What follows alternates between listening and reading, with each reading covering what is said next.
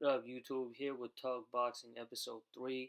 On this episode, I'm going to cover all the fights, all the important legit fights that happened in the past week and 2 weeks actually, because I'm going to cover last week's fights, the stacked fight card on the zone, and as well as the super flyweight title fight between Ioka and Rodriguez, the WBO super flyweight title bout, and that happened all the way, I think, almost damn near 2 weeks ago. It was on the first of September, and we already like damn near midway through this month. And but anyways, the first fight I'm gonna cover is this past Friday's fight between the WBC um junior lightweight champion Oscar Valdez, defending his title against the undefeated challenger, Olympic gold medalist Robson Conceicao. Now, Conceicao is a underrated, slept-on fighter. Not a lot of fans have eyes on him, um, but he's a legit fighter, very talented, good boxer, legit amateur background, being a gold medalist. And yeah, and Valdez also had some controversy heading into this fight, but we're gonna cover that after giving after I give y'all the in-depth analysis of this super featherweight title bout between Oscar Valdez and Robson Conceicao. Happened in Arizona, despite Valdez testing positive for banned substances. He tested positive for PEZ, but we're going to cover that later. But I at the fight actually scored 114-113 in favor of Robson Conceicao, regardless of the fact that he had a point deduction, which I'm going to cover. And I disagree with that point deduction, but let me just break it down for you how the fight went from the beginning to the end. Conceicao was dominating the earlier rounds, utilizing his heights and reach advantage. He was especially pumping out that jab, controlling the distance, and throwing combos to back Valdez off of him, and to keep the fight at a range where he wants to fight to. Before that, he was showing a superior hand speed and foot speed all throughout the fight, especially in the beginning rounds.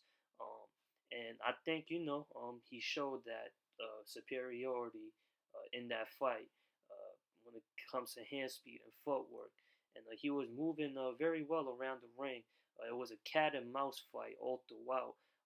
But later on in the middle rounds, that's when Conceicao started to show signs of fatigue, and he started slowing down and stepped off the gas pedal and began backpedaling, and he was losing steam behind his punches, which wasn't good at all against an aggressor and action pursuer like Valdez. And Valdez started finding some success in his offense. Um, you know, like I said, this was a cat and mouse fight all throughout the fight. Um, Conceicao made it very frustrating for Oscar Valdez, but Valdez, throwing as much as he did in the attempt to catch Conceicao at a good spot and a good range for him to, land his own slot. In the mid rounds, that's when I say he had the most success doing that. And in the ninth round, this is where the point deduction comes into play, and I'm gonna give y'all my opinion on that.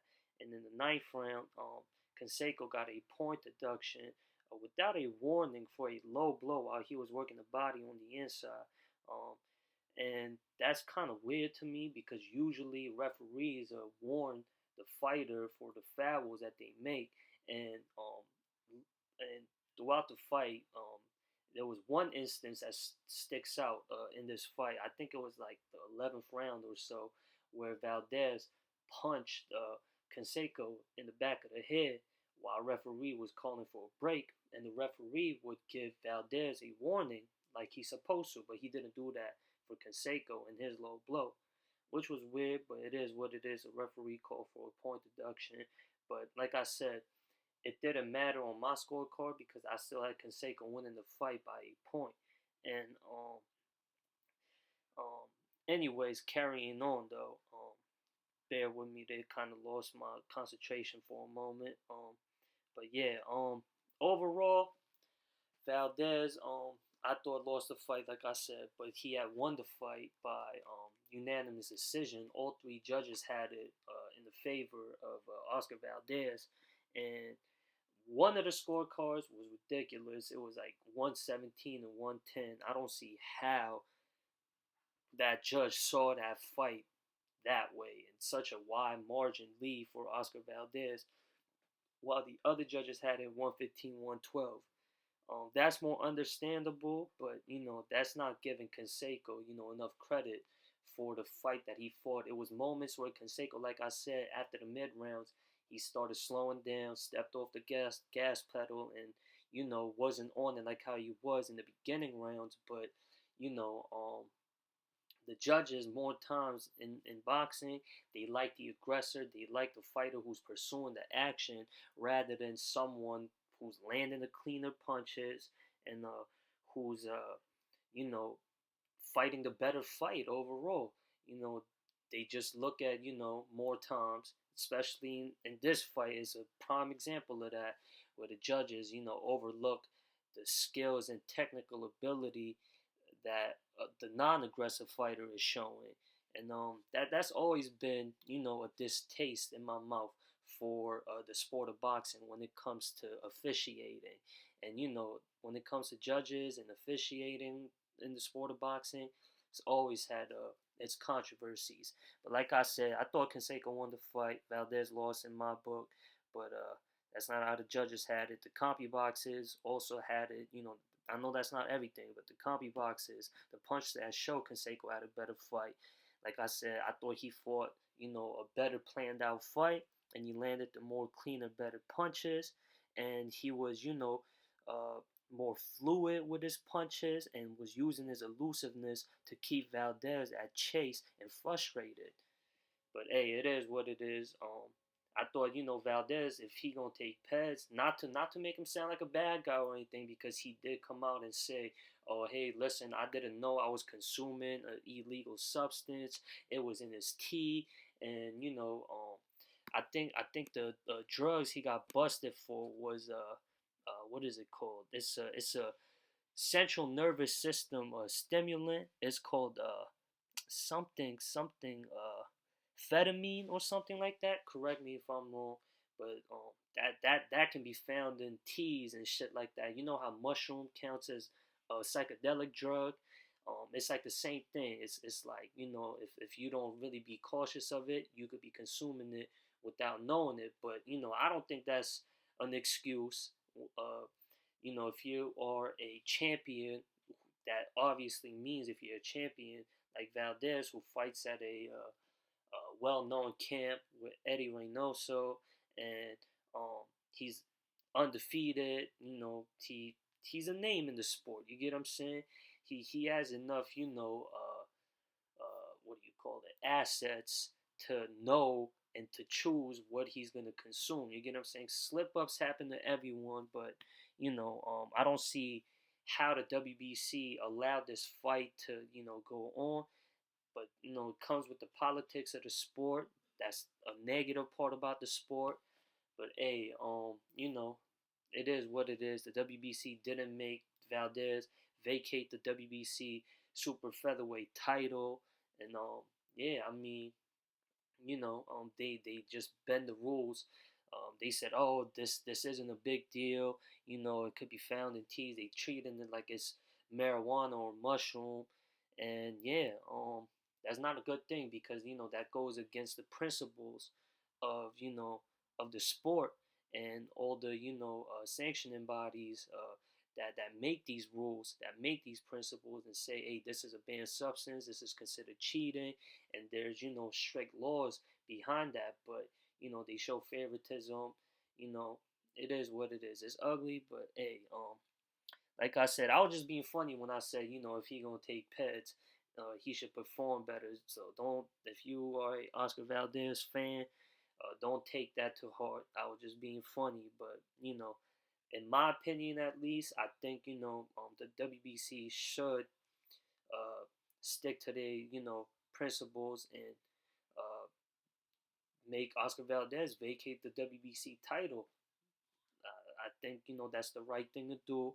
You know, and as far as other fighters accusing the whole Eddie Reynoso camp for being cheaters, because after Valdez tested positive for those drugs, a lot of fighters came out to the public and say their whole camp is juicing, and they play it off like, oh, it's nothing. Uh, they took it by accident. It's in their meat. Remember when Canelo tested positive after the Triple G fight? He was saying, "Oh, it was in the meat that gets distributed in Mexico." He didn't know that he consumed a banned substance. And then, what's his name? Martinez, who also fights under the camp of Eddie Reynoso, he tested positive as well. Then now Oscar Valdez. So now, fighters are coming out the woodwork saying, hey, what's going on with that camp? Something suspicious is going on. Understandable, but, you know,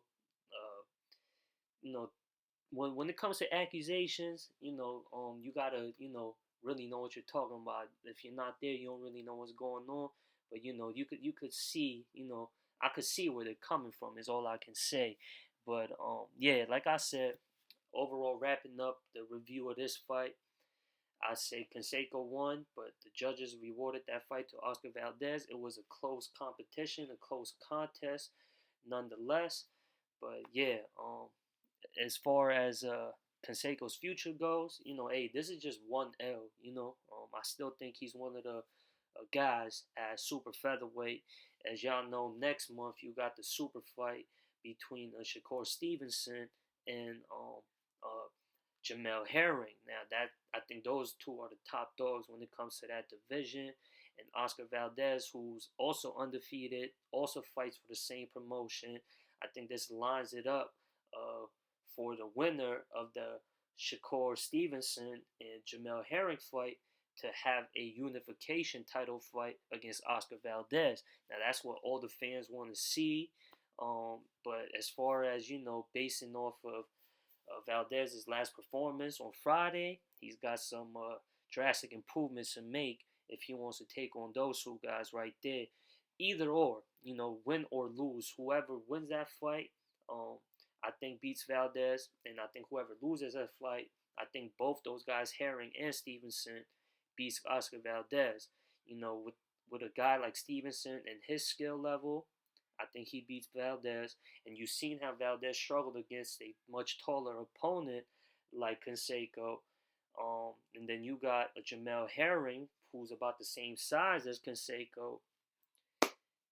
What styles make fights, and y'all seen what happened on Friday with Valdez and Conceicao, and I think it's gonna go a similar way, but I think Herring will perform more better than Conceicao did against Valdez this last Friday. Anyways, let me know what y'all thoughts were on that fight. Moving on to the next fight, I'm going to talk about the WBO Super Flyweight title fight that happened 1st of September in Japan between Ioka and Rodriguez. Um, it was an action-filled fight. In the beginning rounds, Rodriguez was getting the better of the exchanges, forcing Ioka back, making him fight on the back foot and pursuing the action. But in the mid-rounds, the momentum started to shift in the favor of Ioka. Ioka started to land better punches and started gaining more confidence and started to find his range where he can place his punches the best at. And he was using that in and out movement, taking the give. That's one of his specialties. He take a punch to give you a harder punch back, and he knows how to get in there and when to get out the fire. He's a smart fighter, and he's one of those fighters that's made crazy improvements as he developed and as he stepped up in the rankings of the sport. And yeah, man. Like I said, it was a close fight, an action-filled fight. I had the fight score 115-113 for Ioka. Ioka retained his WBO Super Flyweight title via unanimous decision, snapping Rodriguez's 15-fight win streak. And the Super Flyweight division is one of the best divisions in the sport, in my opinion. And yeah, it's because it's action-filled and they throw the most punches and they have the most compelling fights. And yeah, man, like I said, Ioka is one of the more improved fighters in the sport, who's came up in the recent years, showing his improvements and assets. I say, his best weapons is that counter left hook where he times that very well. And one of his main improvements is his head and upper body movement. And yeah, I just see him just going up in the ranks of the sport. And as far as potential opponents go, for Ioka, they got Rungeside as the number one ranked contender in that organization, and I would love to see that fight between Rungeside and Ioka. And Rungeside, if you're an avid boxing fan, you know who that man is. And I think if that fight does get made, which I believe it will, I'm thinking more positively for the sport, and I think it would be a great fight. They could have that fight anywhere in Asia, and it would be a highly anticipated sellout fight. And yeah, I think that fight lines up perfectly. Um, and then you got Jerwin Anak and Kahas. My bad with the pronunciation. I'll be fucking up sometimes when it comes to that. That's the IBF champion from the Philippines. Might be able to see a unification bout between the two. That would be a great move for both the champions.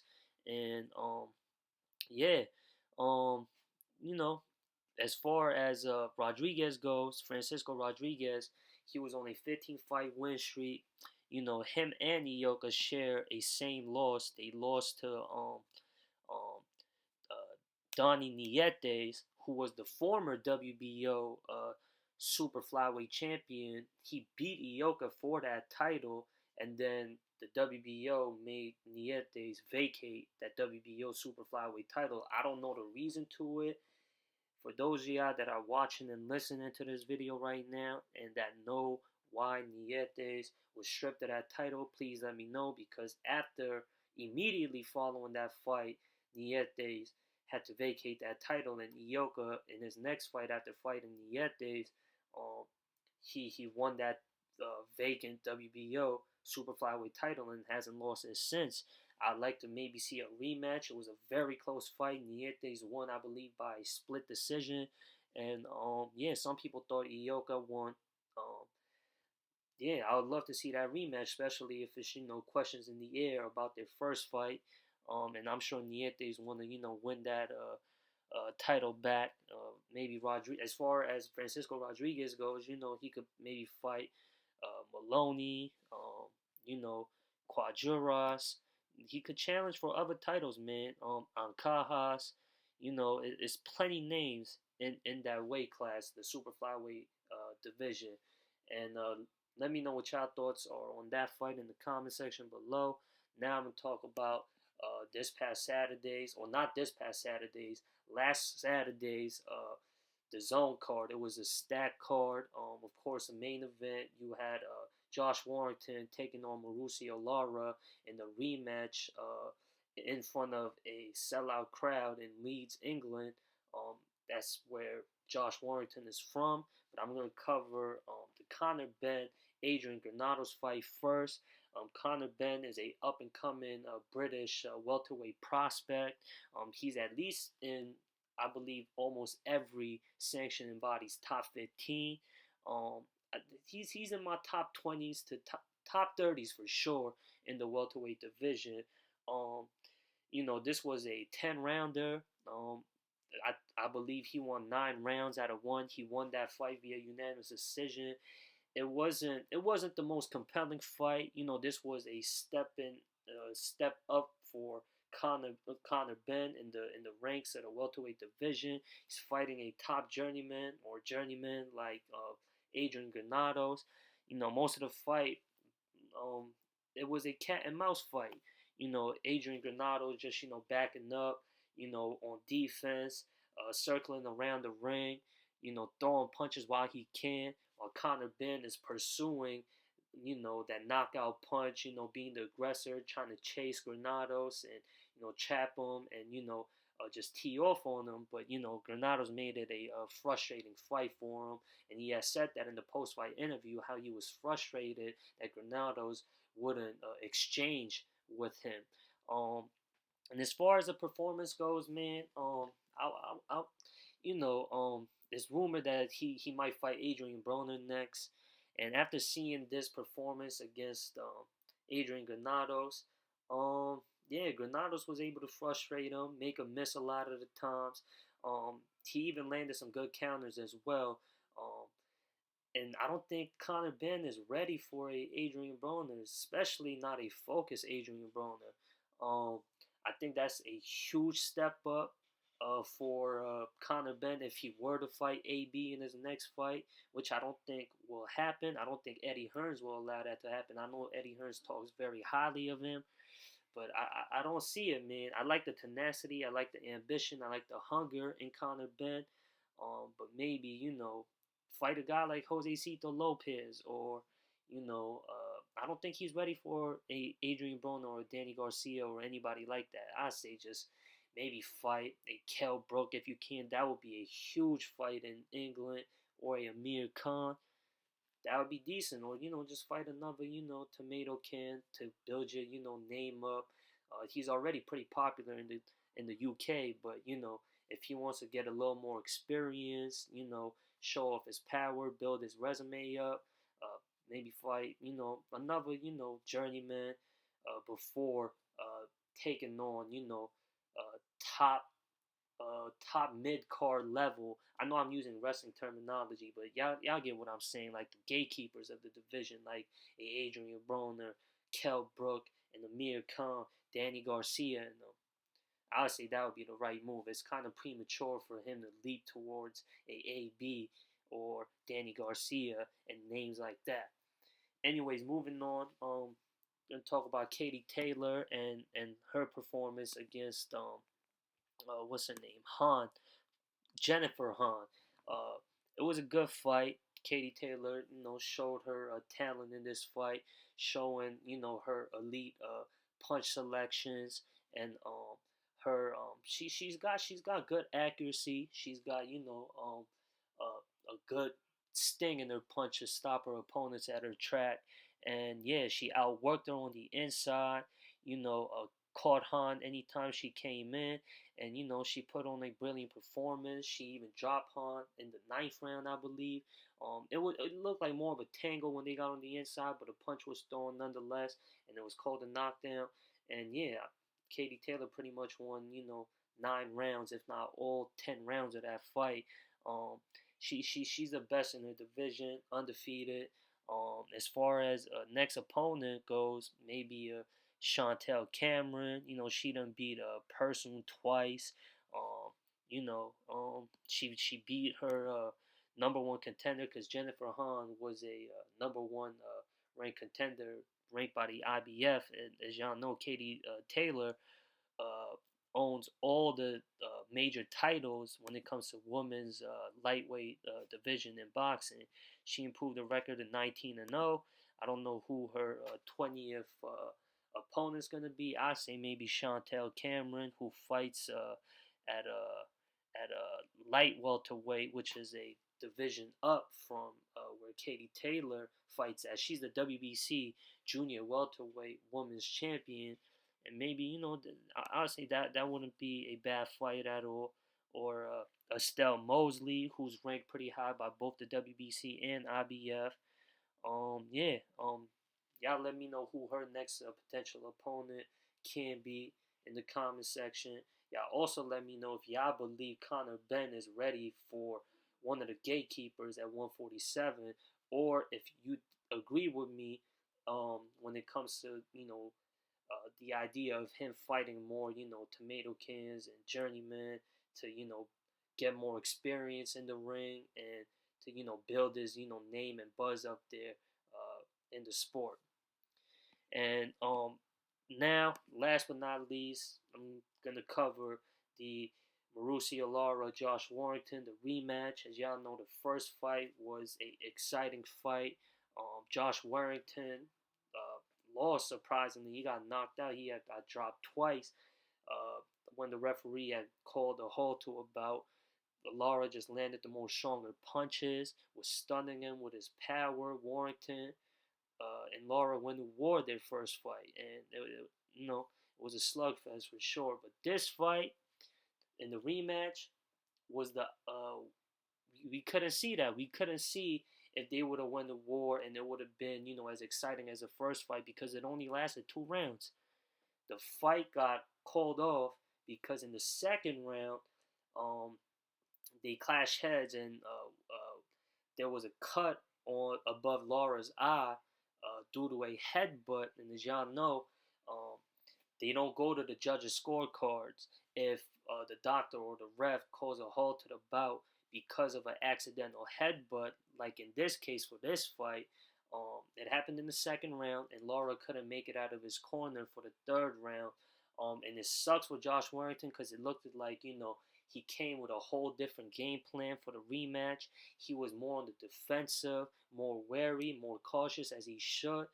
On, only a dummy would come into a same situation or a prior situation where he failed at and comes in with the same game plan of from what happened the first time. You get what I'm saying? You're gonna come more equipped for the second time around, because you know what happened the first time around. You get what I'm saying?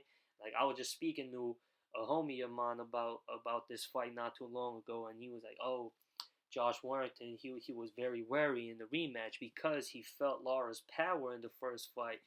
He had got knocked out, dropped before getting knocked out. He knows the power in Mauricio Lara's punch. And, you know, for the first and the second round, before, they called a halt to the bout, Lara was, excuse me, I said Lara. Warrington was landing the better, more cleaner, more flush punches. Um, he was backing out of the fire whenever the fire arose. He knew his timing was on point. Like, and he would force Lara back with his offense. Like, he had a good game plan for this fight, and it sucks because it looked like the momentum was all shifting towards Josh Warrington, but unfortunately the headbutt caused the fight to end. And I'm sure there's gonna be a third fight. A trilogy should be made. I'm sure whoever was in the crowd, whoever was watching this, was disappointed. I know I sure was, um, because like I said, I especially felt for Warrington because it looked like it was too early to tell because it's 12 rounds in the fight. But for the beginning too, it looked like Warrington had the right game plan and was momentum was on his side. And like I said, it also sucked because we couldn't see how the fight would have unfolded. The beginning rounds, Warrington might have looked at like he had the upper hand, but you don't know how the fight would have went in the mid to the late rounds. You get what I'm saying? The first fight was a close fight as it is. Warrington was landing some good flush shots as well, but you seen what happened in their first fight. So Eddie Hearns, I say try and make that a trilogy bout happen. Y'all let me know what y'all thoughts are on that fight in the comment section. Well, this does it for episode 3 of Talk Boxing. Leave your comments. Subscribe if you will. Share if you like. Y'all stay safe, stay clean, be healthy.